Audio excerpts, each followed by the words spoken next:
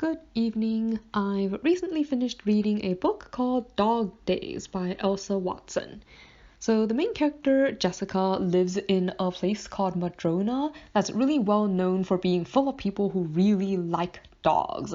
Jessica is the co-owner of a cafe called Glimmerglass, and at the start of the story she's experiencing a lot of problems because of an incident that happened at the cafe the year before. So I mentioned that people here really like dogs. Well, Madrona has a yearly festival dedicated to dogs that's like a really big deal called the Wolfenstock, and during this event last year, Jessica had like a breakdown episode and earned a reputation as a dog hater, and this has seriously hurt their business. So this year she's working really hard to try to be able to keep the Glimmerglass open. She's joined like a bunch of committees on the Wolfenstock to try to prove basically to people that she does not in fact hate dogs.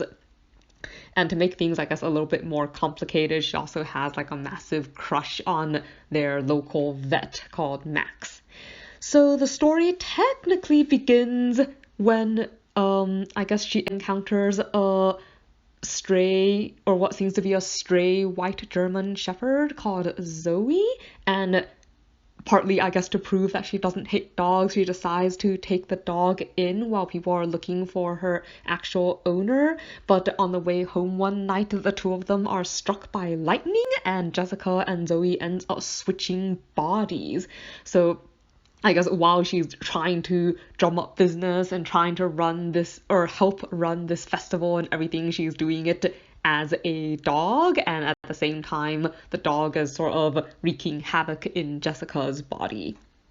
I think this was a pretty entertaining kind of story.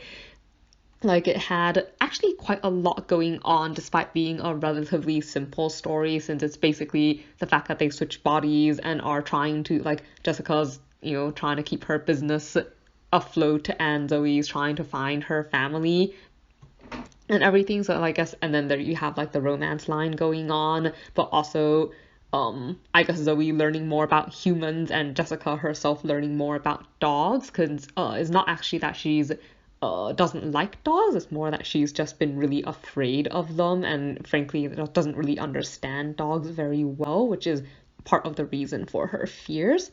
But I think something that I didn't really like about the story to begin, like, it got better as it went along, I think, but I think the fact that they decided to turn a dog into a human just had a lot of, I guess what I would consider odd, like not very logical things. Like, for some reason the dog as a human like understood human language. Like, there was some what I would consider, I guess, strange mismatches between what the dog understood and did not understand as a human. Like, it's weird to me that she could understand speech so well and converse with people, but at the same time did not understand that, licking another human's face is inappropriate.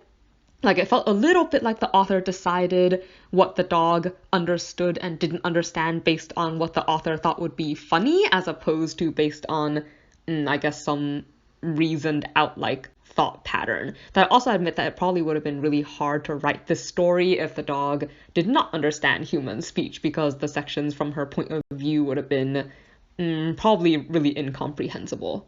Overall, though, I think I did find the story entertaining. There were some bits were humorous and some bits were a little bit too embarrassing for me. But in general, like, the story works out well, everything comes full circle, and like I've said before, I like happy endings.